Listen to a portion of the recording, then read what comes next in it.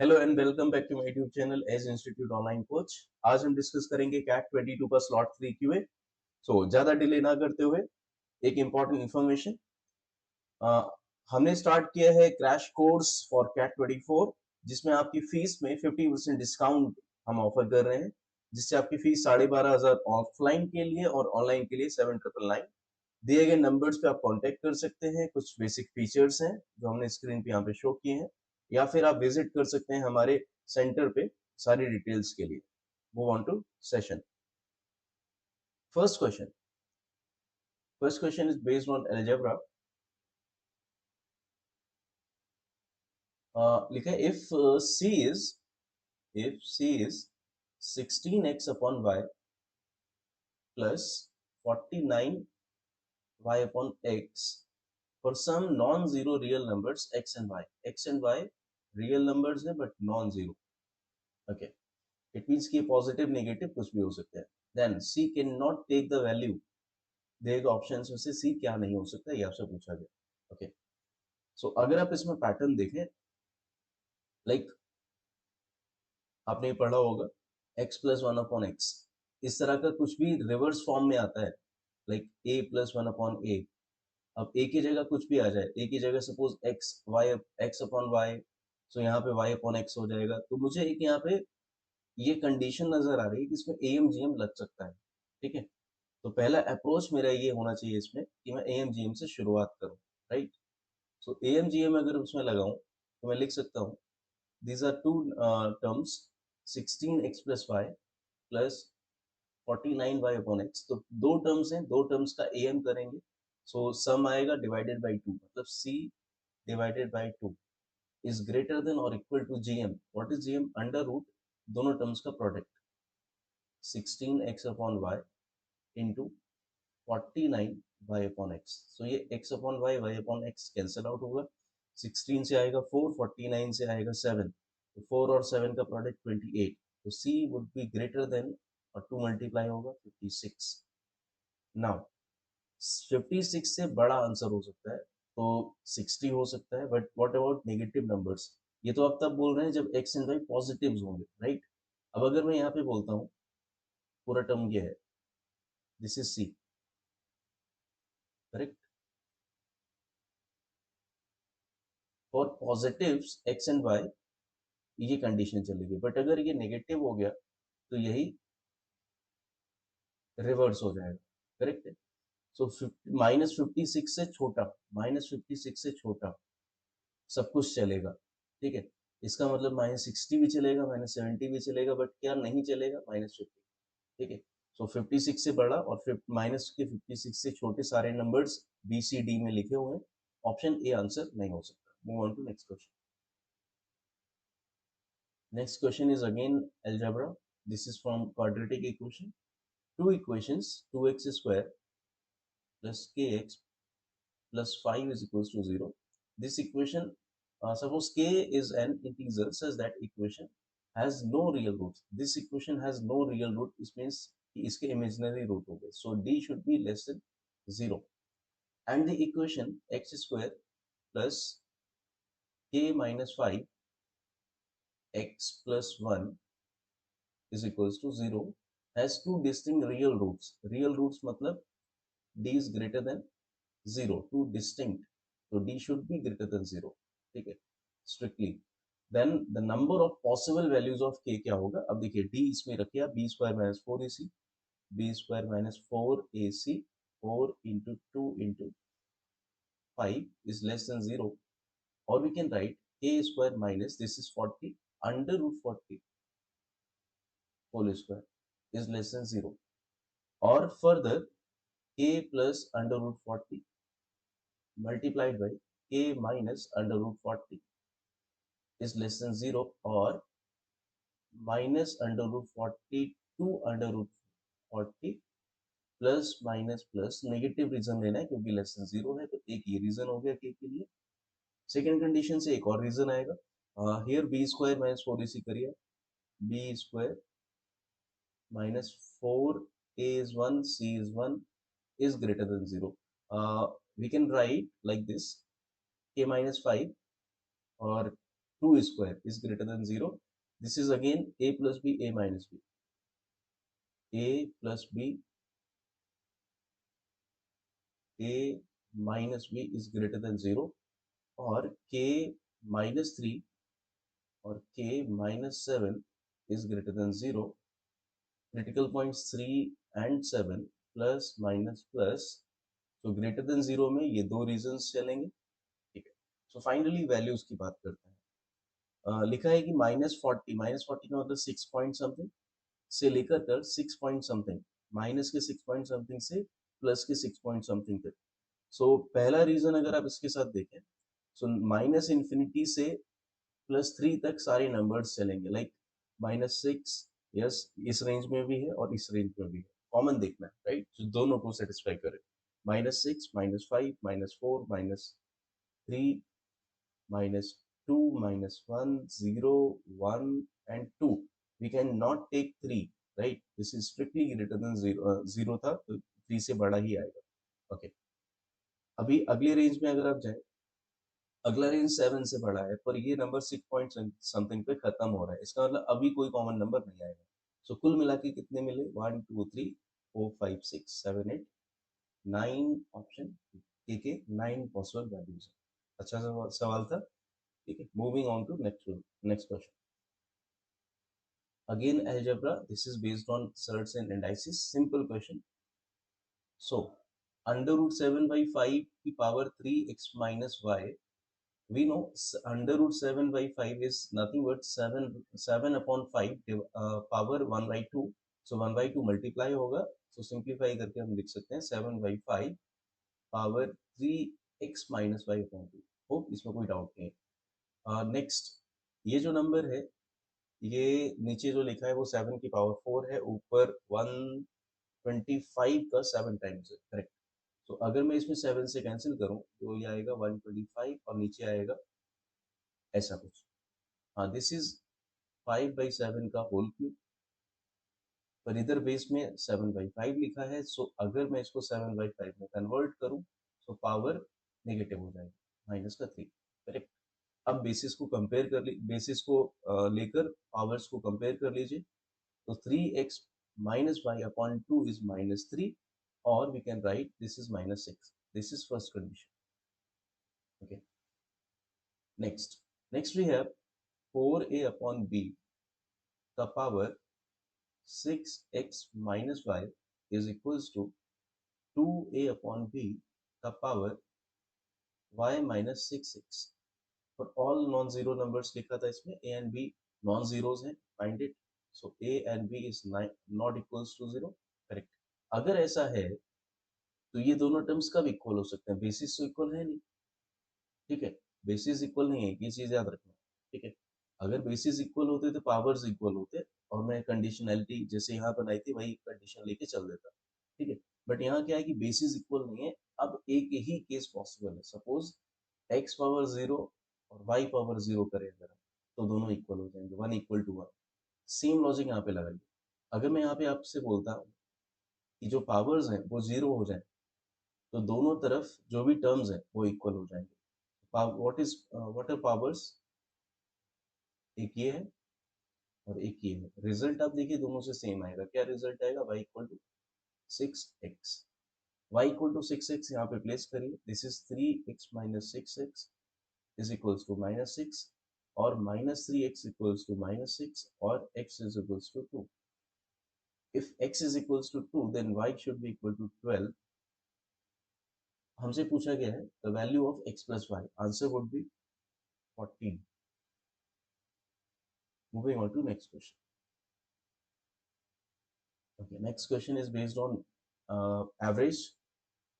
Consider six distinct natural numbers such that the average of the two smallest number is 14 and the average of the two largest numbers is 28. Then the maximum possible value of average of these six numbers. Okay, let us take six numbers like this. हमें ये लेना पड़ेगा कि ascending order में है, तो ये last के दो नंबर ये लीस्ट हो जाएंगे और ये यहाँ पर सारे नंबर्स ये ग्रेटेस्ट हो जाएंगे. सो इन दोनों नंबर्स का एवरेज 28 है तो सम हो जाएगा 56। लास्ट के दो नंबर्स का एवरेज 14 है तो सम हो जाएगा 28। ठीक है, नाउ हमको सम मैक्सिमाइज करना है। अब ये तभी हो सकता है जब ये नंबर्स मैक्सिमाइज हो रहे हैं, राइट। अब क्योंकि ये नेचुरल नंबर्स हैं, डिस्टिंक्ट हैं, ठीक है, और ये असेंडिंग ऑर्डर है, इसका ये भी मतलब है कि यहाँ जो भी नंबर्स लिखे जाएंगे इन दोनों से तो ऑब्वियसली बड़े होंगे और इन दोनों से छोटे होंगे। अब एजेंडा ये होना चाहिए कि ये नंबर्स नेचुरल नंबर्स रहे, डिस्टिंक्ट नंबर रहे, ठीक है, और एज क्लोज एज पॉसिबल हो जाए ताकि हम यहाँ के नंबर्स को बड़े से बड़ा बना सकें, राइट।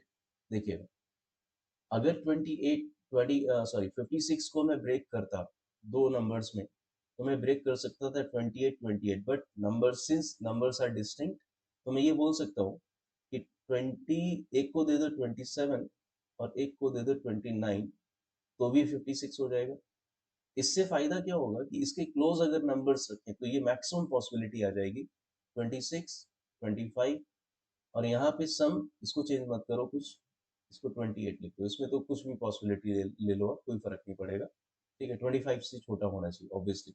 सो ये 28 सम देगा। तो कुल मिला के एवरेज निकालने का मतलब ये है कि इन सबका सम करना है डिवाइडेड बाई 2, करेक्ट। तो यहाँ सम 28 है, लास्ट वाले पेयर में सम 56 था, और ये जो हमने पेयर बनाया इसका सम आएगा 51 डिवाइडेड बाई 6 नंबर्स। तो आंसर आएगा इसका 22।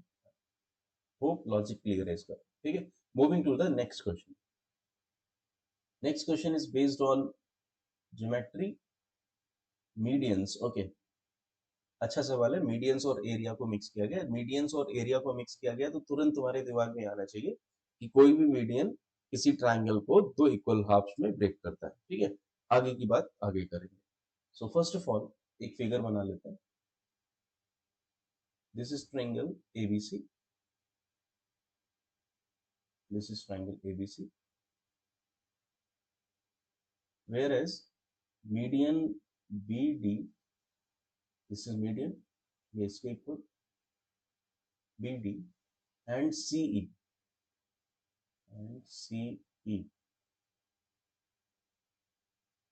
okay, this is also equal, this is CE, okay। ये इंटरसेक्ट करते हैं पॉइंट O पे।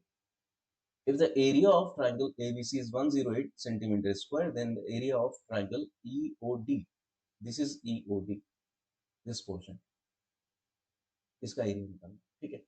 तो देखिए मैं स्टेप बाय स्टेप चलता हूँ। अगर मैं आपसे ये कहता कि ट्राइंगल एबीसी में बीडी जो मीडियन है ये इसको दो हाफ्स में ब्रेक करेगी, तो ऊपर वाला पोर्शन देखिए, क्योंकि हमको उसी से मतलब है, हमारा जो रिक्वायर्ड रीजन है वो ऊपर के रीजन में है, ठीक है। तो आप ये रीजन को चेक करिए, दिस वाला रीजन, ठीक है। This is ABD, correct. So अगर टोटल एरिया 108 था और ये मीडियन इसको ब्रेक कर रही है तो ये एरिया 54 होगा, just half. This is total area of 54। Moving on to the next median. अब आप चेक करिएगा, अगर मैं, इंटरेस्टिंग बात ये है कि मीडियन CE है, बट अगर मैं यहाँ पे DE मिलाता हूँ, ठीक है, E एक्चुअली मिड पॉइंट पे है, ठीक है। तो अगर ये मिड पॉइंट पे है E, तो आप देखिए बेस सेम हो गया दोनों ट्राइंगल का। कौन कौन से ट्राइंगल? AED और BED, base same, vertex common है, ठीक है। सो हाइट सेम होगा, तो ये भी 1:1 में ब्रेक हो जाएगा क्योंकि मिड पॉइंट है, करेक्ट। अगर ये टोटल 20 ये टोटल अगर आपका 54 था तो ये वाला पोर्शन 27 हो जाएगा, अगला पोर्शन 27 हो जाएगा, ठीक है। दूसरी चीज, अब आते हैं अपने रिक्वायर्ड आंसर की तरफ, बढ़ रहे धीरे धीरे हम। हमारा जो ट्राइंगल रिक्वायर्ड है वो EOD है, जो कि आपको मिलेगा BED वाले में। जो ये BED वाला पोर्शन, ये चेक करना, पोर्शन BED, दिस वाला पोर्शन,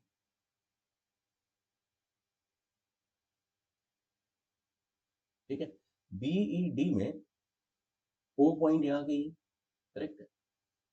अगर मैं इसको मिलाता हूँ, सॉरी, अगर मैं इसको मिलाता हूँ, दिस इज O पॉइंट, तो आपको पता है कि बी डी मीडियन है, ओ सेंट्रॉइड है, तो इसको 2:1 में ब्रेक करेगा, तो अगेन वही logic, base same, height same, तो एरिया भी 2:1 में ब्रेक हो जाएगा। बीईडी का टोटल एरिया है 27, अगर इसको 2:1 में ब्रेक करें तो ये 18 और 9 आएगा। ये वाला आंसर आपसे पूछा गया, so answer for this question is 9। ठीक है, 9 सेंटीमीटर स्क्वायर इसका आंसर हो जाएगा। Moving to the next question.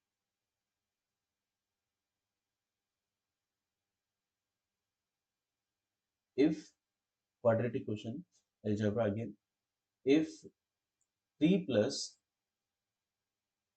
2 root 2 is one of the root of equation ax square plus bx plus c is equals to 0, obvious सी बात है कि अगला root 3 minus 2 root 2 होगा, कॉन्जुगेट पेयर। ठीक, and 4 plus 2 root 2 is one of the root of equation ay square plus my plus n is equals to 0. So second root होगा 4 minus 2 root 3, where a, b, c, m, n are integers. Then the value of b upon m plus c minus 2b upon n. ठीक है, ये पूछा गया। अब आप इसके पीछे मत भागिए, आप जो जानते हैं वो काम करिए। देखिए, अगर आपको रूट्स पता है तो बट नेचुरल है कि अगर आप सम ऑफ रूट और प्रोडक्ट ऑफ रूट लिखें, वही शुरुआत अच्छी रहेगी। ठीक है, सो अगर मैं इसमें सम करता हूँ, रूट्स का सम, तो 2 रूट 2 कैंसिल हो जाएगा, सम आएगा 6। और ऐसे सम क्या होता है, माइनस बी अपॉन ए, करेक्ट है, दिस इज 6, तो यहाँ से बी आ जाएगा माइनस का 6a। चलो, एक कंडीशन बनी। अगर मैं प्रोडक्ट लेता हूँ तो ए स्क्वायर माइनस बी स्क्वायर लगेगा, सो 9 माइनस 8 1 आएगा, प्रोडक्ट आएगा सी अपॉन ए इज 1, तो सी इज इक्वल्स टू ए आ जाएगा। सेकेंड कंडीशन, इस पे आओ, सम ऑफ रूट करो, 2 रूट 3 कैंसिल, 8 आएगा sum, this is minus m upon a is 8, और m is equals to minus का 8a।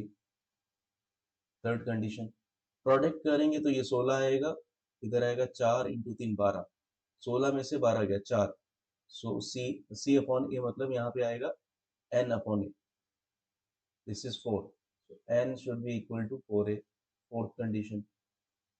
अब ये चार कंडीशन है, अच्छी बात ये है कि चारों कंडीशन इन टर्म्स ऑफ ए है, यहाँ पे प्लेस कर दीजिए, आई थिंक आंसर बन जाना चाहिए। ठीक है, रखिए जरा, b is equals to minus का 6 है, divided by m is minus का 8 है, plus c what a minus 2b, yes this is, ये हो जाएगा 12 प्लस का, divided by n, what is n, 4a, correct, minus minus cancel. अब देखना, ये 13 यहाँ से कैंसिल होगा, 3/4 आएगा यहाँ पे भी, तो अपॉन में नीचे 4a आएगा, ऊपर आएगा 13 plus 3 16, so answer should B 4, option D. Next question, next question is based on time and work. A group of n people worked on a project. They finished, n persons finished 35% of the work by working 7 hours a day for 10 days. Total 70 hours. Total 70 hours में n लोग 35% काम खत्म कर देते हैं. Thereafter 10 people left the group. Remaining persons बचेंगे n minus 10. The remaining people finished the rest of the project in 40 days by working 10 hours per day. It means 140 hours total. Remaining is 65%. यहाँ पे obvious सी बात है, दो cases बन रहे हैं, इसमें फॉर्मूला डायरेक्ट लगा सकता हूँ, m1d1 upon w1, m1d1 upon w1 is equals to m2d2 upon w2, percentage got cancelled, so 72 times, ये आएगा तुम्हारा 7 and 13, 13n इधर हो जाएगा 14n minus 140, n should be equal to 140. What is the question? Then the value of n is 140, option B। आसान सवाल था। Moving to the next question. Okay, tricky one। आपने देखा था इससे पहले वाले स्लॉट में भी इस तरह का एक सवाल आया था। Okay, a glass of, this is glass of 500 cc of milk, milk है 500 cc, and a cup contains 500 cc of water, 500 cc of water. From the glass 150 cc of milk transferred to the cup. मतलब milk यहाँ बचा रहेगा 350. अब यहाँ पे milk picture में आ जाएगा 150 और वाटर है 500. इट मीन्स कि ये एक मिक्सचर बन गया इन द रेशियो ऑफ 3:10. तो जो भी इससे बाहर निकालोगे और जो भी इसमें बचेगा वो सब 3:10 के रेशियो में ही रहने वाला है.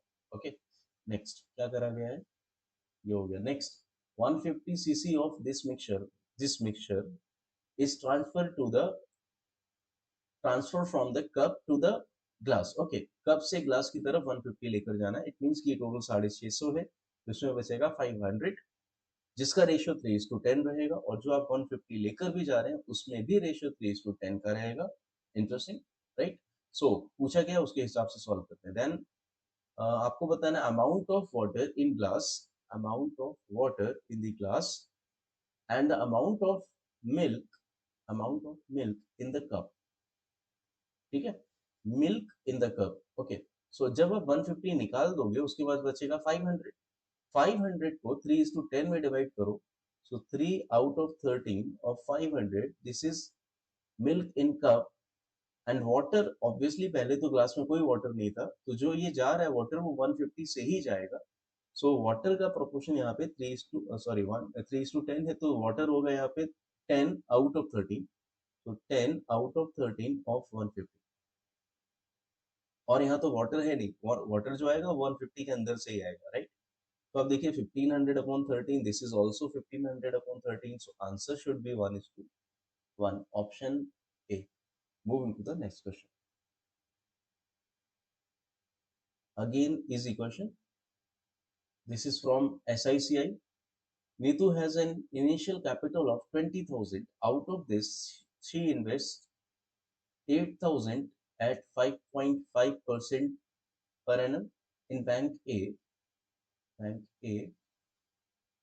Next है 5,000 at 5.6% per annum in Bank B, and the remaining at X% in Bank C. Remaining कितना आएगा, 8, 8 और 5 13, 13 और 7 20.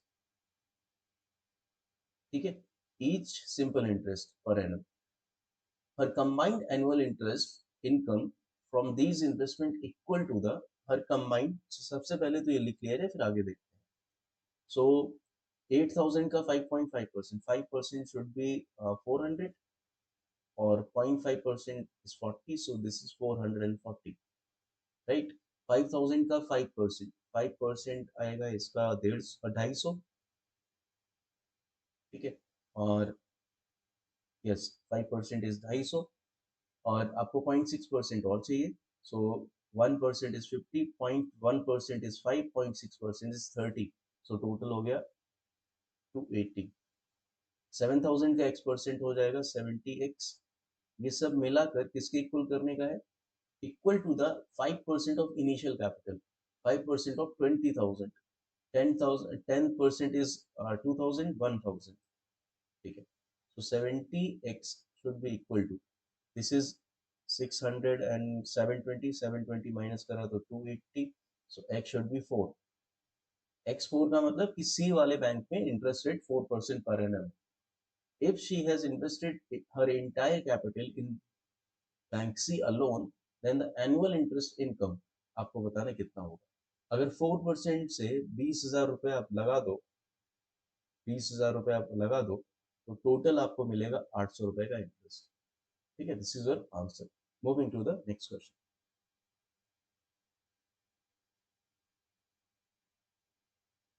This question is based on time speed distance, but easy question. Okay, two cars travel from different locations, suppose these are locations. Okay, at constant speed to meet each other after starting at the same time. They take 1.5 hours if they travel towards each other. If they travel towards each other, they would meet in 1.5 hours. But 10.5 hours if they travel in same direction. If they travel in same direction, तो 10.5 hours लगेगा. So obviously ये वाला इंसान faster होगा. This is faster, this is slower. ठीक है? Okay. If the speed of slower is 60, इस वाली कार की speed 60 होगी. Then the distance traveled in kilometer by the slower car when it meets the other car while traveling towards each other. So while traveling towards each other, each car traveled for 1.5 hours. ठीक है. Luckily we have speed of slower car which is 60 kilometer per hour. So distance this car would cover is 1.5 into 60 speed into time. So answer would be 90 kilometers. Option D.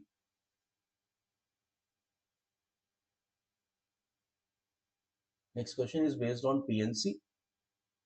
The arithmetic mean of all distinct numbers that can be obtained by rearranging the digits in 1, 4, 2, 1. It is just like कि आपको मैं digits provide करा दूं 1, 4, 2, 1 और कहूँ कि इनको arrange करके कितने नंबर्स बना सकते हो. वो जितने भी नंबर्स बनेंगे उनका अरिथमेटिक मीन निकालना है. करेक्ट है. तो पहले सम निकालना पड़ेगा. दूसरा सम डिवाइडेड बाय नंबर्स. नंबर्स कितने बनेंगे वो भी पता करना पड़ेगा. नंबर्स कितने बनेंगे वो आसान है. देखिए चार चार डिजिट इसी को अरेंज करना है. चार डिजिट चार प्लेसेस तो आएगा 4 फैक्टोरियल. बट 1 1 रिपीटिंग तो 2 फैक्टोरियल डिवाइड तो आएगा ये 12. तो नंबर बनेंगे 12. ठीक बात. अब आते हैं सम पे. ठीक है. देखिए हो सकता है आप में से कुछ लोगों को फॉर्मूले याद हो बट मैं उसमें नहीं जा रहा. लॉजिक देखिए बेटा, फॉर्मूले हर इंसान को याद नहीं होते हैं. देखिए क्या हो रहा है. आपके पास 12 नंबर है. ठीक है. समझिएगा. हो ये रहा है कि अगर आप एक मिनट दीजिए मुझे. ओके. अगर आप नंबर्स को ऐड करते हो तो कैसे ऐड करते हो. ठीक है. 12 नंबर ऐसे लिखोगे आप. ठीक है. यूनिट प्लेस ऐड करोगे, फिर 10 प्लेस ऐड करोगे, फिर 100 प्लेस ऐड करोगे, फिर 1000 प्लेस ऐड करोगे और वो कैरी फॉरवर्डिंग वो मैं उसमें नहीं जा रहा. और फिर ऐड करके फाइनल प्रोडक्ट फाइनल आपका रिजल्ट आ जाएगा. करेक्ट है. सो एक चीज तो दिख रही है कि यूनिट प्लेसेस को आपस में ऐड करना है. 10 को आपस में, 100 को आपस में, 1000 को आपस में. तो अगर मैं ये पता कर लूं कि यूनिट प्लेसेस पे ये डिजिट कितने बार कौन सा डिजिट आ रहा है तो ऐड करना थोड़ा आसान हो जाएगा. अगर आप लॉजिकली सोचो तो मुझे एक चीज नजर आ रही है कि सोचो मेरे पास अगर चार नंबर्स होते हैं. ठीक है. तो वंस जो होता, वंस वो 2 टाइम्स आता. ठीक है. जाहिर सी बात है वंस जो होता है वो 2 टाइम्स आता. ठीक है. फोर्स जो होता है वो 1 टाइम आता और टूज 1 टाइम आता. बट नंबर्स मेरे पास 12 है तो इसका जस्ट 3 टाइम्स कर दो. तो मेरे पास यूनिट प्लेस पे या हर प्लेस पे मैं कहूँ. ठीक है. एज एन सो 6 टाइम्स आपको वंस मिलेगा, 3 टाइम्स फोर्स मिलेगा और 3 टाइम्स 2 मिलेगा. ठीक है. तो ऐड करने से क्या होता है किसी भी प्लेस पे ऐड करने से क्या होता है देखना. टोटल सम मैं लिख रहा हूँ. अगर वन 6 बार आता तो 6 आता, 4 3 बार आता तो 12 आता और 2 3 बार आता तो 6 आता. तो किसी भी प्लेस में अगर आप पोजीशनिंग करके ऐड करते तो टोटल सम 24 मिलता. बट अब ये देखना है कि वो सम यूनिट प्लेस पे आ रहा है कि 10th प्लेस पे आ रहा है कि कहाँ आ रहा है. और जो टोटल सम होगा सारे नंबर्स का, टोटल सम, ये तो मैंने किसी पर्टिकुलर पोजीशन का सम निकाला. टोटल सम इसका ऑफ ऑल पॉसिबल नंबर्स. ठीक है. वो आप कैसे लिखते हैं. यूनिट प्लेस पे सम 24 ही रहता है. 10th प्लेस पे 24 का 10 टाइम्स हो जाता. 100 प्लेस पे 24 का 100 टाइम्स हो जाता और 1000 प्लेस पे 24 का 1000 टाइम्स हो जाता. करेक्ट है. और इसको अगर आप ऐड करते 24 is common so 1 plus 10 plus 100 plus 1000 is 1 1 1 1. This is total sum. तो mean total sum divided by total numbers. So answer would be 2 2 2 2. Option A. Moving to the next question.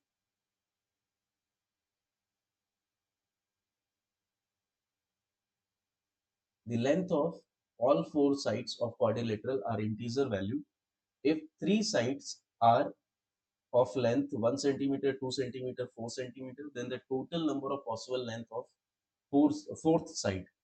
Okay, geometry पे based है, quadratic equation, sorry, quadrilateral, not quadratic, quadrilateral. So three sides 1, 2 and 4. Let us assume four side is x. So logic ये है कि sum of all the sides is greater than जो आपका सबसे बड़ा sides बचेगा. ठीक है. So अगर मैं बोलता हूँ कि x सबसे बड़ा साइड है तो रिमेनिंग साइड्स क्या बचे 1, 2, 4. इन सबका sum should be greater than the largest side x. So x should be less than 7. एक कंडीशन. अगर x सबसे बड़ा नहीं होता तो किसके पास हो सकता है सबसे बड़ा टैग 4 के पास. अगर 4 सबसे बड़ा नंबर होता तो 1 plus 2 plus x should be greater than 4. So x should be greater than 1. So x 1 से बड़ा होना चाहिए, 7 से छोटा होना चाहिए. कितने पॉसिबिलिटीज आएंगे? X can be 2, 3, 4, 5, 6. Yes. So total possibilities are 5. Option B. Moving to the next question. Next question is based on arithmetic progression. The average of all three digit terms in the arithmetic progression 38, 55, 72 and so on. देखिए इसमें 17 का gap है तो मैं ये कह सकता हूँ कि आप 17 से किसी भी टर्म में डिवाइड करिए तो रिमाइंडर 4 आएगा. तो मैं एक जनरल टर्म बना रहा हूँ यहाँ पे कि सीरीज में जनरल टर्म हो सकता है 17k+4. अब k का वैल्यू आप कुछ ना कुछ रखोगे तो 38 फॉर श्योर आएगा. जैसे अगर आप k यहाँ पे रखते हैं 2, अगर आप k रखते हैं 2 तो आपको मिलेगा यस 34 + 4 38. यस. सो आपको 3 डिजिट से स्टार्ट करना. तो पहला 3 डिजिट नंबर क्या आ सकता है? अगर मैं ये तो यहीं से हो जाएगा डायरेक्ट. अगर मैं k की वैल्यू 6 लेता हूँ तो 102 + 4 102 + 4 102 + 4 is 106. 106 ये पहला 3 डिजिट नंबर हो गया. राइट. आखिरी 3 डिजिट नंबर क्या हो सकता है? अगर ये पता चल जाए तो एवरेज लाना कोई बहुत बड़ी चीज नहीं है क्योंकि ये अरिथमेटिक प्रोग्रेशन है. तो एवरेज मेरे लिए डायरेक्ट है first term plus last term divided by 2. कहानी खत्म. ठीक है. सो लास्ट टर्म क्या हो सकता है? अब आखिरी जो नंबर होता है 3 डिजिट का वो 999 होता है. ठीक है. इस पैटर्न के अंदर आ जाएगा तो काम हो जाएगा. ठीक है. तो 17 से अगर मैं डिवाइड करूं, मैं ये नहीं सोचूंगा क्या रखना है, उसमें टाइम लगेगा. अगर 17 से मैं डिवाइड करूं तो 5 बार 85, इधर आएगा 4 1, अब आएगा 8 बार तो इधर आएगा 136. This is 13. रिमाइंडर 13 आ रहा है. 17 से डिवाइड करके आना कितना चाहिए? 4. इसका मतलब मुझे 13 को 4 बनाना है. तो कितना माइनस करूं? 9. इस नंबर से 9 माइनस कर दो तो लास्ट नंबर होगा 990. इस पैटर्न का आखिरी डिजिट नंबर 990. तो 990 ऐड कर दो. तो first plus last divided by 2. सो 900 और 100 1000. ठीक है. 90 और 96. सो 1096 डिवाइडेड बाई 2. 5, 4, 8. ये आंसर है. Next question. In an examination, the average marks of student in section A and B 32 and 60 respectively. Section A, section B, average is 32 and 60. The number of students in section A is 10 less than the number of student in section B. So section B में जो भी number of students होंगे उससे 10 कम होंगे ए में. सो अगर मैं ए में नंबर ऑफ स्टूडेंट n मानता हूँ तो बी में उससे 10 ज्यादा होंगे. ऐसा भी कह सकते हैं.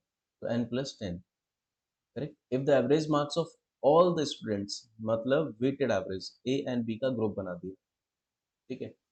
Across the both the sections combined it is an integer, then the difference between maximum and minimum possible number of students in section A is okay. ये मैक्सिमा और मिनिमा करना है, इसका डिफरेंस बताना. ठीक है. सो वेटेड एवरेज होता क्या है, पहले इस पे काम करते हैं. वेटेड एवरेज होगा A1N1 plus A2N2 divided by N1 plus N2 divided by N1 plus N2. So N+N+10, सो आ जाएगा 2N+10. सो ये टोटल आएगा आपका 32 प्लस 16 92 92n प्लस 600, ठीक है, डिवाइडेड बाय, एक काम कर दें क्या, 2 से डिवाइड कर दें, क्यों इतना कैलकुलेशन लेके चल,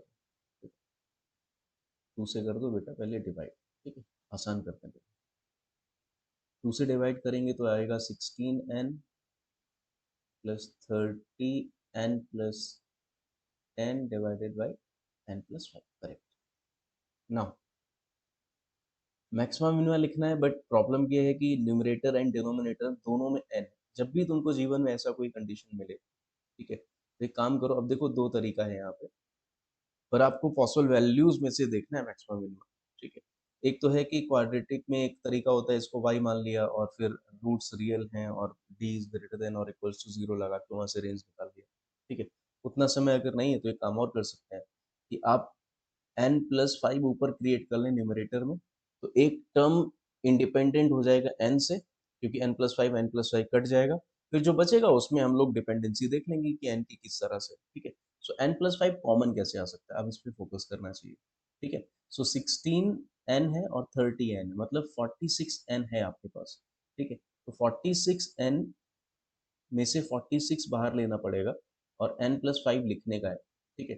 तो कुल मिला के अगर आप ध्यान से देखें तो n+5 और 46 बाहर, इसका मतलब एक टर्म और है जो भी आपको बैलेंस करना पड़ेगा। क्या है वो टर्म, देखिए प्रोडक्ट क्या आ रहा है, प्रोडक्ट इज 230, आपके पास 300 है ऑलरेडी, इसका मतलब मैं यहाँ पे 70 बचा तो 70 ऐड कर सकता हूँ, ठीक है, divided by n+5, n+5 cancel हो जाएगा, सो ए एंड बी का वेटेड एवरेज फाइनली आ रहा है 46 प्लस 70 ओवर n+5, ठीक है। अब यहाँ तक कोई डाउट नहीं, करेक्ट। इंटीजर है कंबाइंड, देखो ये इंपॉर्टेंट कंडीशन है, कंबाइंड एवरेज क्या है, इंटीजर है।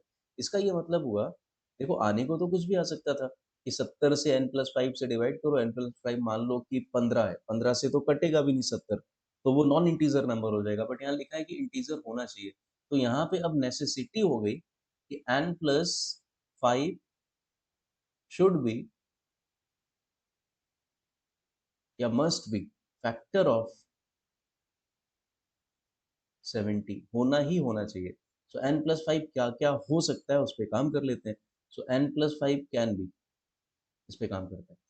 अच्छा 70 का फैक्टर तो 1 भी होता है, बट 1 नहीं लेंगे क्योंकि ऑब्वियसली n नेगेटिव हो जाएगा।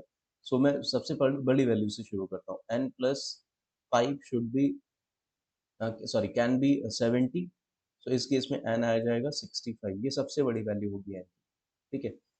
और 70 को अगर आप नहीं जानते हैं फैक्टर कैसे लिखे जाते हैं, तो एक काम करो, 70 को हम लिख सकते हैं 2 × 5 × 7, ठीक है। तो पहला 70, सारे नंबर्स एक साथ कंबाइन कर दिए, ठीक है। मैं छोटे नंबर से शुरू करता हूँ, 1 होगा 1 लेना नहीं, 2 होगा 2 लेना नहीं, ठीक है।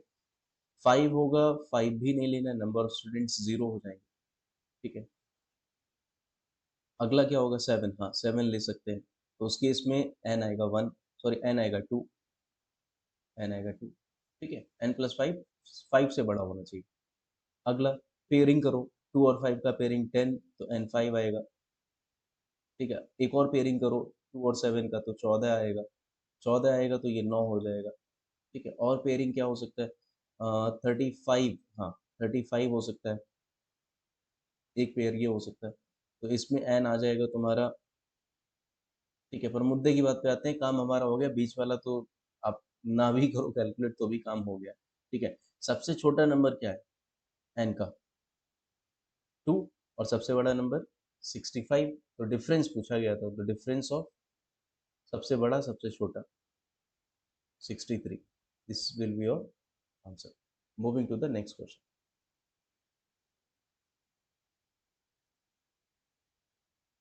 This is very very good question, ठीक है।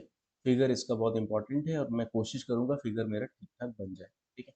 सो इन ट्राइंगल ABC, AB और AC 8 centimetre, a circle drawn with BC as diameter passing through A, ठीक है।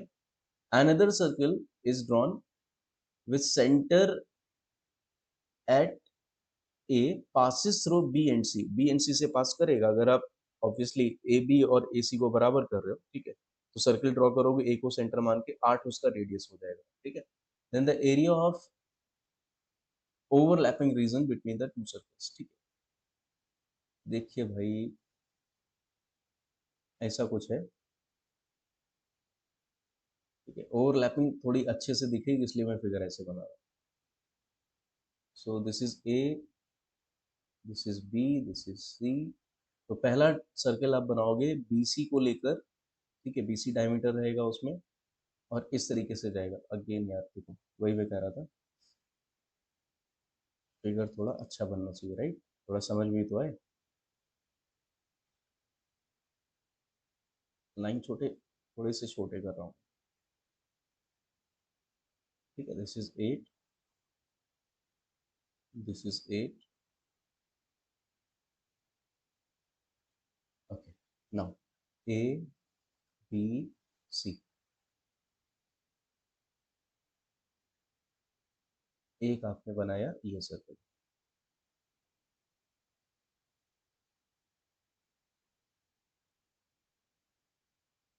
ठीक है। ये कौन सा सर्कल हुआ, देखिए क्या लिखा था, a circle is drawn with B C as diameter passes through A, ठीक है। ये डायमीटर है, स्टिल अभी भी करेक्शन है इसके अंदर। फिगर थोड़ा स्केल्ड बनाना है मुझे, ठीक है, बस ऐसा कुछ मान लो।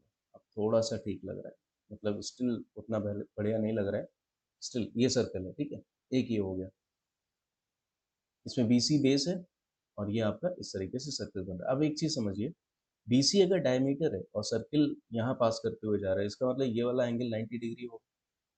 अगर ये वाली लाइन पहले ही समझ में आ जाए तो मैं फिगर को 90 डिग्री के थ्रू बना लेता हूँ, ठीक है। अब देखना, अब फिगर चेंज करते हैं। अगर सोचो ये है ऐसा,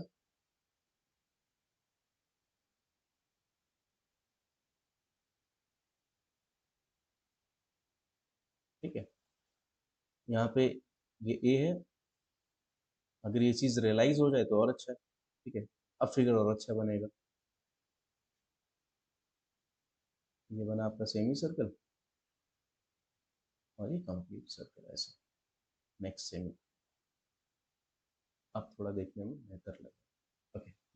दिस इज सर्कल जिसमें बी सी डायमीटर है, ये 90 डिग्री हो जाएगा। अगला सर्कल कौन सा है, जो ए को सेंटर मान के आपको बनाना है, पास करेगा बी और सी से। ए को सेंटर मान के आपको बनाना है, ठीक है। कुछ और कलर ले लें, क्या बेहतर दिखेगा, चलो ये ट्राई करते हैं।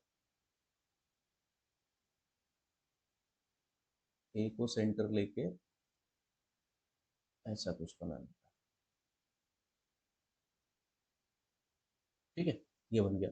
आपको बताना है इन दोनों सर्कल से जो एरिया इंटरसेक्ट करेगा, ओवरलैप करेगा, वो तो क्या ओवरलैप कर रहा है, ये सर्कल ये सर्कल, तो यही तो ओवरलैप किया। चेक करो, दिस वाला रीजन पूरा, इसका आपको एरिया लेने का है, ठीक है।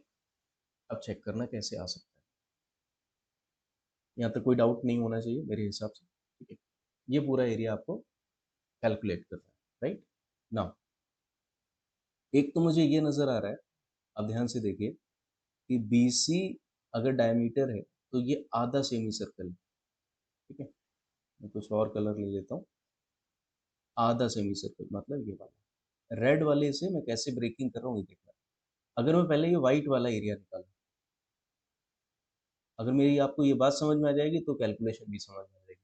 पहले मैं ये हाफ निकाल दूं, रेड वाला पूरा निकालना है, तो पहले मैंने जहाँ व्हाइट व्हाइट करा है ये वाला हाफ, ये वाला हाफ क्या है, बीसी का हाफ। इसका मतलब मुझे बीसी का बीसी चाहिए रहेगा, रेडियस चाहिए रहेगा, ठीक है। सो अब देखना, अब काम में लेते हैं ये 8, तो ए बी 8 है, ए सी 8 है, ए बी 8 है, ए सी 8 है, तो बी सी हो जाएगा 8 रूट 2, 90 डिग्री है ना इस वजह से, बी सी हो जाएगा 8 रूट 2। तो ये डायमीटर है तो रेडियस हो जाएगा 4 रूट 2। सो इसका आधा एरिया, तो ये व्हाइट वाला जो पोर्शन है, व्हाइट पोर्शन जिसको मैंने व्हाइट लाइन से मार्क किया है, हो जाएगा half of pi r square, 4√2 का होल स्क्वायर प्लस अगला रीजन क्या बचा, इसका भी कोई कलर दे देते हैं, बढ़िया कलर क्या रहेगा इसके ऊपर, नहीं नहीं ये तो नहीं दिखेगा, ये ले लो चलो, ये वाला, ये जो येलो वाला है, ठीक है। अब ये येलो वाला कैसे आएगा, इसको मिला दोगे तो ये रेड वाला कंप्लीट हो जाएगा। येलो वाला बेटा कैसे आ सकता है, देखना ध्यान से, सेंटर ए से आपने ये लिया ना सर्कल, ठीक है, सेंटर ए से 90 डिग्री, ठीक है, तो ये आपका एक सेक्टर बन रहा है 90 डिग्री पे। अगर इस सेक्टर में से ये ट्रायंगल निकाल दूं, ठीक है, सेक्टर में से येलो वाला का मैं बता रहा हूँ, सेक्टर में से ट्रायंगल माइनस कर दूं तो आपका येलो वाला रीजन बचेगा। सेक्टर में से, सेक्टर कौन है, ए बी सी, सेक्टर में से ट्रायंगल ए बी सी निकाल दो तो नीचे वाला रीजन बचेगा।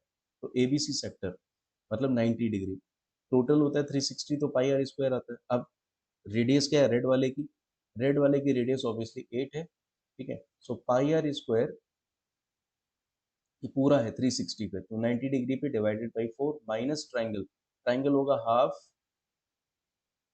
बेस इंटू हाइट, ठीक है, ये येलो वाला पोर्शन हो गया, इनको मिलाओ तो रेड वाला पोर्शन आ जाएगा।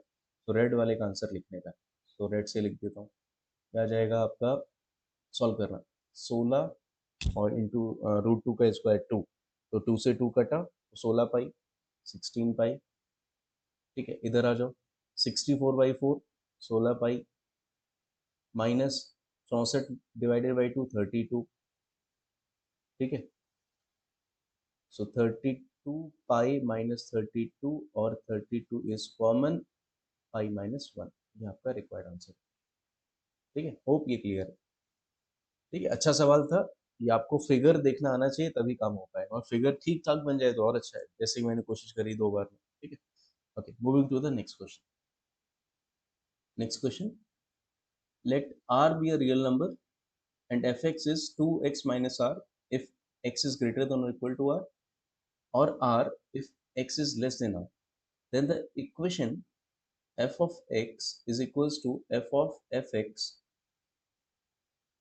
holds for every real values of x where, ये ऑप्शंस है, ठीक है, कौन से ऑप्शन पे ये कंडीशन होल्ड करेगी, ठीक है, सो एक एक करके कंडीशनैलिटीज लेते हैं। अगर x की वैल्यू बड़ी हुई r से तो ये वाली कंडीशन चलेगी, ठीक है, तो इसका मतलब ये है कि उस केस में मैं एफ एक्स की वैल्यू क्या ले सकता हूँ, 2x माइनस आर ले सकता हूँ, तो लेफ्ट हैंड साइड में 2x माइनस आर आएगा, यहाँ राइट हैंड साइड में क्या आएगा, F of 2x minus r, ये आ जाएगा पूरा पूरा, ठीक है।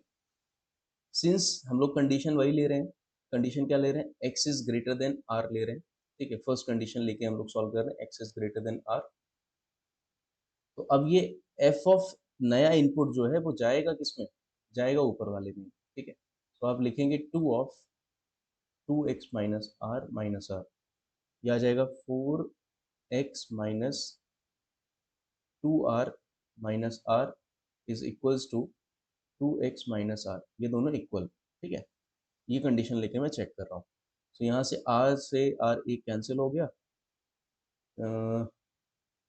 This is I think 2x is equals to 2r आएगा और x इक्वल टू r आएगा, ठीक है, आना क्या चाहिए था, left hand side right hand side बराबर आना चाहिए था, यहाँ x इक्वल टू r आ रहा है, ग्रेटर देन, ठीक है, एक बात। अगर मैं दूसरा कंडीशन लेता हूँ, x इक्वल्स टू r, अगर x की वैल्यू r है, ठीक है, सो अब देखना आप एफ एक्स की जगह एफ आर लिखोगे, ठीक है, ये हो जाएगा, इसको सॉल्व कर रहा है ना, f x is equals to f of f x, ठीक है, तो एफ एक्स की जगह एफ आर हो जाएगा, and what is f r, रखोगे आप ऊपर वाली कंडीशन में, ये आएगा 2r minus r, this is r, यहाँ पे एफ ऑफ एफ एक्स मतलब एफ आर जिसकी वैल्यू आर आ रही है, this is again f r, ये भी आर आएगा, तो आर आर के इक्वल आ रहा है, एक्स इक्वल टू आर पे आर आर के इक्वल आ रहा है, left hand side equal to right hand side, ठीक है, लास्ट कंडीशन, लास्ट कंडीशन हो सकती है x is less than r, ठीक है, अब चेक करते हैं f x is equals to f of f x, now less than r पे एफ एक्स जो होगा वो आर होगा, दिस इज आर। यहाँ पे भी एफ ऑफ एफ एक्स जो होगा वो आर होगा, दिस इज एफ आर। ठीक है, ये भी आर होगा, तो ये इसके बराबर आ रहा है। तो दो कंडीशंस पे left hand side equal to right hand side आ रहा है, अदरवाइज नहीं आ रहा है। ठीक है, सो लेस देन पे और equal pay, so answer is x should be less than or equal to r। ये आपका आंसर हो जाएगा। Moving to the next question.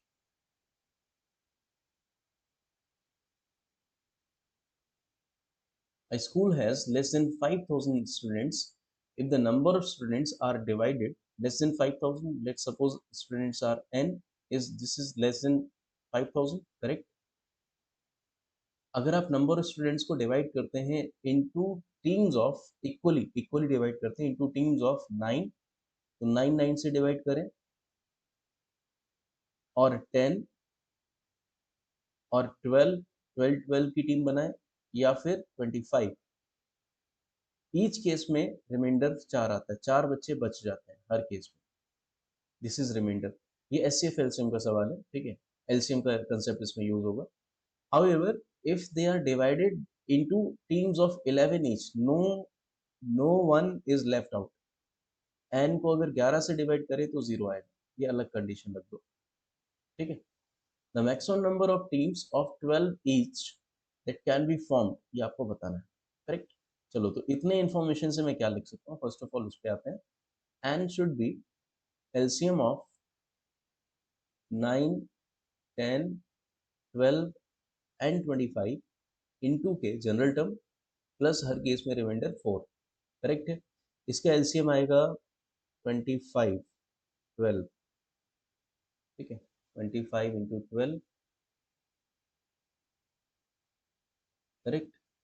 Okay, so 25 into 12 तो 12 से डिवाइड हो जाएगा। मैं आइडिया लगा रहा हूँ, आप लोग अपने तरीके से एलसीएम निकाल सकते हो। मेरा आइडिया ये रहता है कि 25 सबसे बड़ा नंबर है, अगर ये एलसीएम होगा तो हर नंबर इसको डिवाइड करना चाहिए, पर 12 इसको डिवाइड नहीं करा तो इंटू 12 कर दो, ठीक है, क्योंकि कुछ कॉमन नहीं है इस वजह से।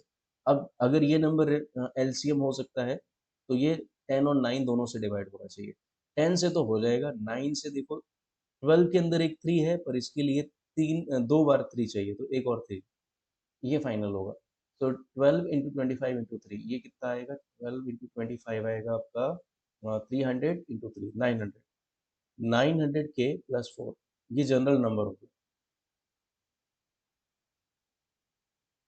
ठीक है। अब दो कंडीशन है कि n को लेस देन 500 भी 5000 भी रखना है, और n में अगर 11 से डिवाइड करें, n में अगर 11 से डिवाइड करें तो जीरो रिमाइंडर भी आना चाहिए। तो पहले इस कंडीशन पे काम करेंगे। सो 11 से अगर मैं डिवाइड करूं इसमें, ओके, तो इस केस में अभी क्या आ रहा है वो देख लेते हैं। n में 11 से डिवाइड करें और रिमाइंडर आना चाहिए जीरो, ये मेरा कंडीशन है, मेन कंडीशन। तो चलो डिवाइड करते हैं।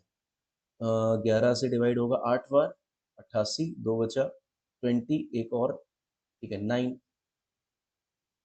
यस 900 में 88, दो बार, एक बार 9, ठीक है। सो ये आ रहा है 9, 9 के, अब के की जगह क्या रखा जाए, अच्छा A4 भी आ रहा है, वेट अ मिनट, 9 के तो यहाँ से है प्लस 4, इसमें 11 से डिवाइड करना और रिमाइंडर लाना है जीरो। अब देखिए के की जगह क्या रखा जाए, 1 रखेंगे तो 13 बनेगा, 2 रखेंगे 18 और 4 22, यस बना। तो के इक्वल टू 2 पे ये बन रहा है, के इक्वल टू पे 11 से डिवाइड होता हुआ नंबर बन रहा है, तो उस केस में n क्या बनेगा, हमको तो n से मतलब है। उस केस में n बनेगा 1800 प्लस 4, 1804, ठीक है। अच्छा, और क्या हो सकता है, n 3 पे सेटिस्फाई करेगा, नहीं करेगा, ठीक है। 27 और 4 नहीं, 4 रखें तो 36 और 4 नहीं, और अगर मैं 5 रखूं, 45 एंड 4 नहीं, 6 रखूं, ये नहीं करेगा सेटिस्फाई, ठीक है। ऐसे ही आपको पॉसिबिलिटीज चेक करनी पड़ेंगी। तो 5 पे नहीं करा, 4 पे नहीं करा, 6 पे 54 प्लस 4 नहीं करेगा, 7 63 नहीं करेगा, 8 72 और 4 नहीं करेगा, 9 81, 10 11 नहीं करेगा। ऐसे आप जाते रहें, एक ना एक केस तो और आना चाहिए फॉर श्योर, ठीक है। लेट मी चेक, 5 पे क्या आ रहा था, 5 पे 45, 49, 11 से डिवाइड करके आना चाहिए। अभी तो कोई केस मुझे मिल नहीं रहा इसमें, इसके अलावा।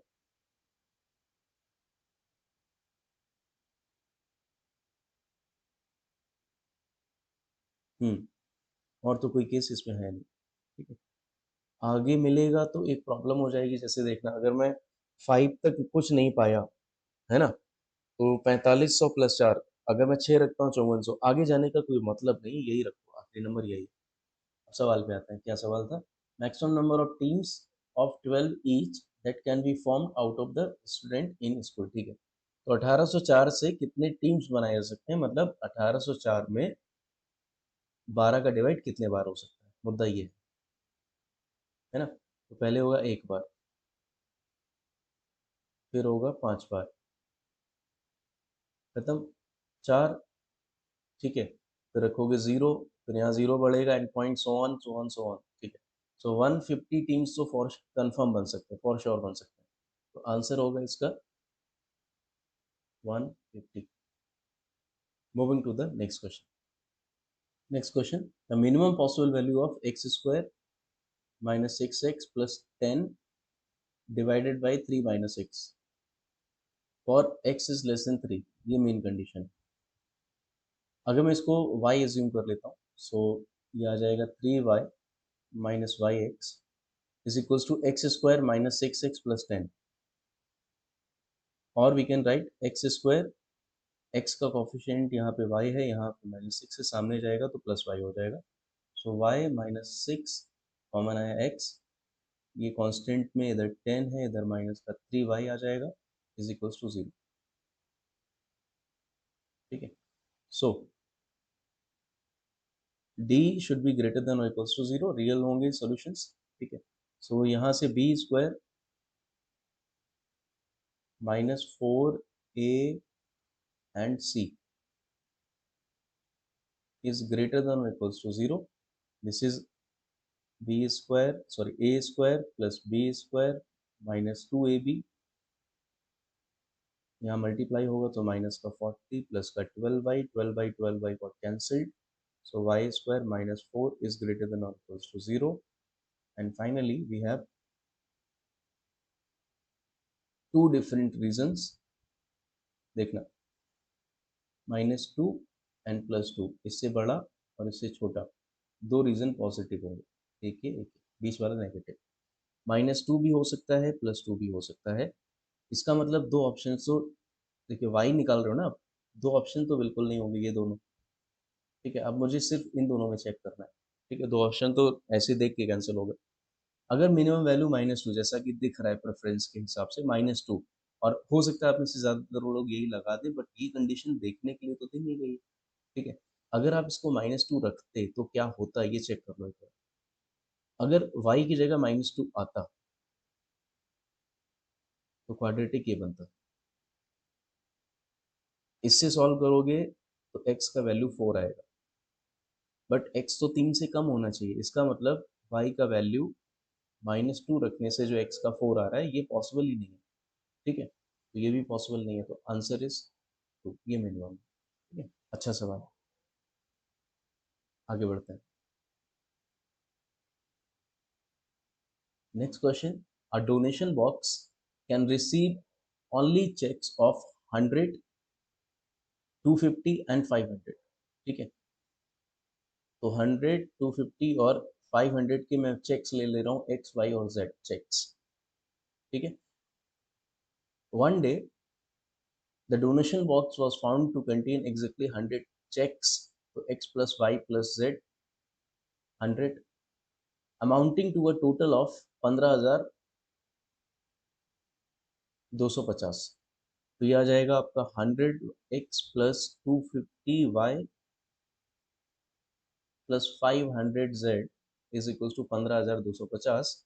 इसको और सिंप्लीफाई करें तो 50 से, हाँ 50 से डिवाइड हो जाएगा, so 2x plus 5y plus 10z is equal to, 50 से डिवाइड कर रहा हूँ मैं, तो 100/2, 2 से डिवाइड कर देते हैं, या 5 से कर दो, 50 से कैंसिल हो जाएगा, तो 3, 0, फाइव, करेक्ट, आसान है।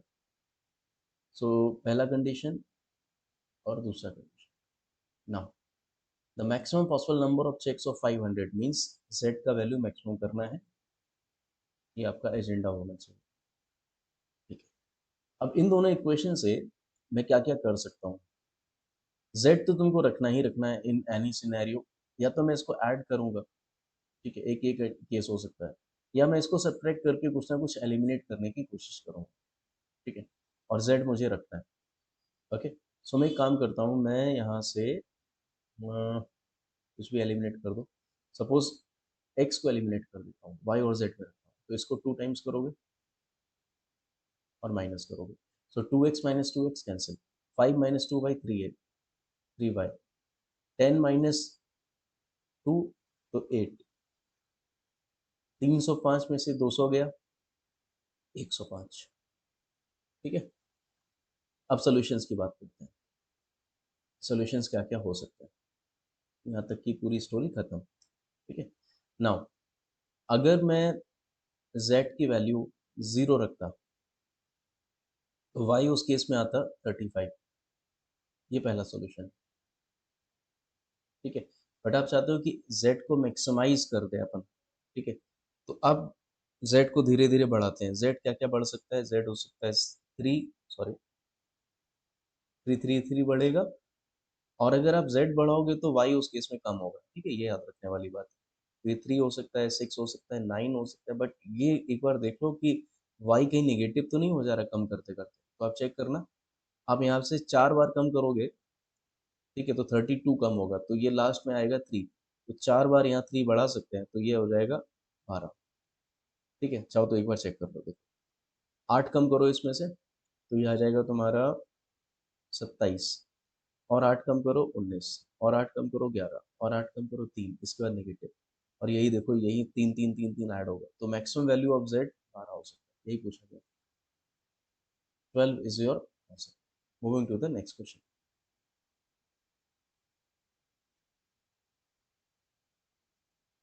Moody takes 30 steps, sorry, 30 seconds to finish riding an escalator if he walks on it at normal speed in the same direction. Escalator इस तरीके से समझ लीजिए, मान लेते हैं एस्केलेटर का डायरेक्शन इधर है, एस्केलेटर की स्पीड सपोज x है, मूडी इस पे राइड कर रहा है, तो इसकी speed suppose initial speed y मान लेते हैं, इसको 30 सेकेंड्स लगते हैं, इससे हम क्या निकाल सकते हैं, total speed, effective speed x plus y, और 30 सेकेंड, ये टोटल नंबर ऑफ स्टेप्स हो गए। He takes 20 seconds to finish the riding the escalator if he walks at twice his normal speed. Second case, this is first case, अगर twice of normal speed से चले, ठीक है, escalator अपनी speed change नहीं कर रहा है, एस्केलेटर नॉर्मल स्पीड में है, ठीक है, सो टोटल आ जाएगा यहाँ से x प्लस टू वाई, तो 20 सेकेंड्स, तो ये भी टोटल नंबर ऑफ स्टेप्स हो गए, तो ये दोनों को इक्वेट कर सकता है। ठीक है, if Moody decide to stand still on the escalator, then the time in seconds needed to finish the riding the escalator। ठीक है, तो एक काम करते हैं अपन, इसको इक्वेट करिए, इसको इक्वेट करिए, तो आएगा ये 30x plus 30y is equals to 20x plus 40, और 10x is equals to 10y, और x equal to y। Interesting. ठीक है, तो ये टोटल स्टेप्स को शो कर रहा था, डिस्टेंस को शो कर रहा था इस तरीके से, ठीक है, इसीलिए मैंने इक्वल करा है।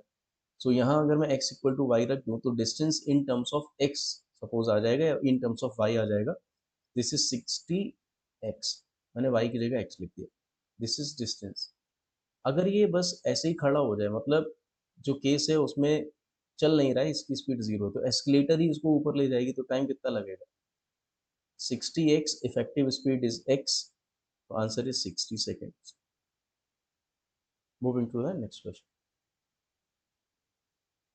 ये अच्छा सवाल है, ध्यान से देखना, फिगर इंपॉर्टेंट है यहाँ पे, बाकी इसमें कैलकुलेशन कुछ खास है नहीं।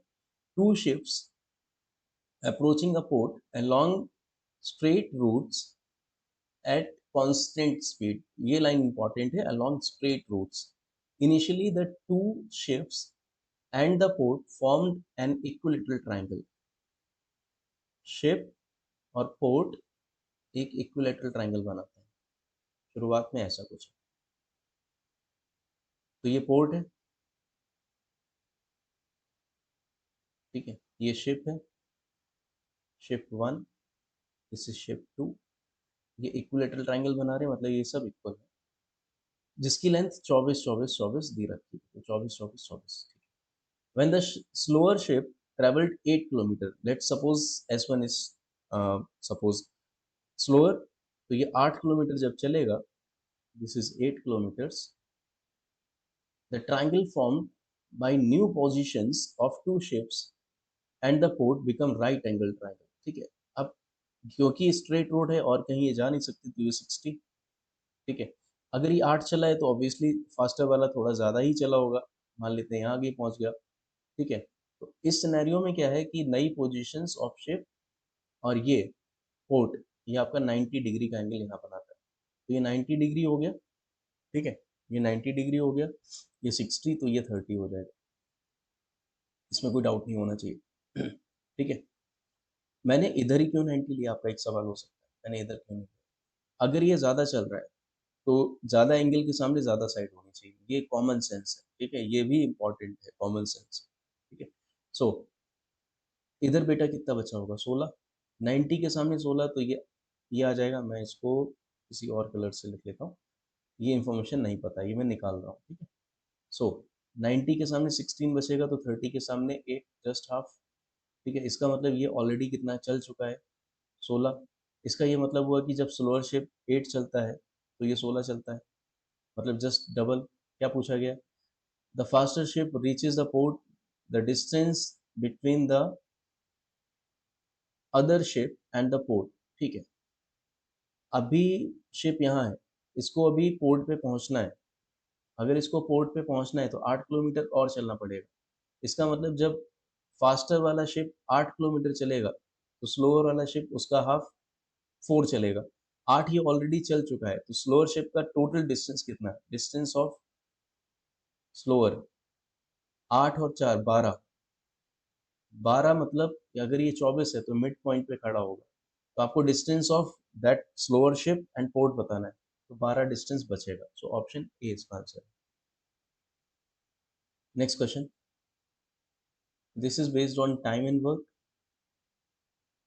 Bob can finish a job in 40 days if he work alone. Alex, तीन लोग हैं, एलेक्स, बॉब एंड कोल, ठीक है, एबीसी मैं इसको बोलूंगा।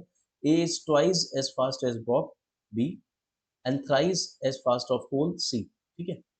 तो इससे 2 टाइम्स, इससे 3 टाइम्स, अगर मैं इसको सपोज 6 लेता हूँ तो ये 3 हो जाएगा, ये 2 हो जाएगा। अब देखना, अब एलेक्स अगर 6 है, ठीक है, तो बॉब अगर 3 रहेगा तभी 2 टाइम्स करके 6 आएगा, और अगर ये 2 रहेगा तो 3 टाइम करके 6 आएगा, ठीक है। तो ये इनकी एफिशिएंसीज का रेशियो हो गया, रेट्स का रेशियो आ गया। बॉब के लिए दिया है कि 40 दिन में काम खत्म कर सकता है, इसका मतलब टोटल वर्क होगा 40 into 3, this is 120 units total work, correct. Now suppose Alex and Bob work together on the first day, Bob and, देखिए टीम बन रहा है, Alex and Bob first day, second day, Bob and Paul third day, Paul and Alex. तो कितना कितना काम perform करेंगे units में, 9 यूनिट्स, 5 यूनिट्स और 8 यूनिट्स। तो इन 3 days total work done is 9 और 8, 17, 17 4, 17 5, 7 5 12, 22। करना कितना है, करना है आपको 120। सो 22 के किस मल्टीपल तक 120 आ सकता है मैक्सिमम, 6 टाइम कर नहीं सकते, 5 टाइम्स, ठीक है। तो मैं ये कह सकता हूँ कि इसी सीक्वेंस में अगर चले तो 15 दिन में 110 यूनिट का काम हो जाएगा। और 15वें दिन, ये चीज़ इंपॉर्टेंट है, 15वें दिन ये वाला ब्लॉक आया होगा, सी ए, ठीक है। अब 16वें दिन कौन आएगा, ऑब्वियसली ये आएगा, ए बी। तो 16th day, next day A B आएगा, कितना करके जाएगा, 9। उसके नेक्स्ट डे, उसके नेक्स्ट डे आएगा बी सी, उसके नेक्स्ट डे आएगा बी सी, ठीक है। ये कर सकता है 5, पर हमको लेना 1 यूनिट और काम खत्म। सवाल क्या है, the total number of days L x would work, ठीक है। आप एक चीज नोटिस करिए, जो ये एक साइकिल है 3 दिन की, इसमें हर इंसान दो दो दो दिन काम कर रहा है, मतलब एक साइकिल में 2 दिन। तो ऐसे 15 दिन का मतलब 5 साइकिल्स, एलेक्स के लिए लिख रहा हूँ, 2 दिन में एक साइकिल। ठीक है, एक साइकिल के अंदर 2 दिन काम, 5 साइकिल्स में। ठीक है, और आप आगे बढ़िए, 15 दिन के बाद 16वें दिन भी ए बी का टीम बना था, तो एलेक्स एक दिन और आया है। ठीक है, तो एक दिन और, तो 11 दिन। तो 11 दिन कुल मिला के एलेक्स ने काम किया। बॉब करेगा 12 दिन। ठीक है, और सेम 11 दिन करेगा कोल। ठीक है, तो एलेक्स के लिए पूछा है, तो आंसर इज 11। ठीक है, नाउ आज हमने ये स्लॉट खत्म किया। ठीक है, होप ये बात आपको, जितनी बातें मैंने इस सेशन में बताई आपको समझ आई होंगी। ठीक है, और मैंने कोशिश करी है कि नई से नई अप्रोच आपको दी जाए, सिंपलेस्ट वर्जन आपको सोल्यूशन दिया जाए। ऐसे ही और वीडियोस हम आपके सामने लेकर आएंगे, सारे स्लॉट्स हम खत्म करेंगे। ठीक है, आप जो हमें इतना सपोर्ट कर रहे हैं उसके लिए बहुत बहुत धन्यवाद। ये वीडियो भी पिछले वीडियोस की तरह अगर आपको अच्छा लगा हो, तो आप वीडियो को लाइक करें, चैनल को सब्सक्राइब करें और ज़्यादा से ज़्यादा लोगों तक शेयर करें, ताकि हम और अच्छा कंटेंट आपके सामने लेकर आ पाए। Thank you so much, see you in next session.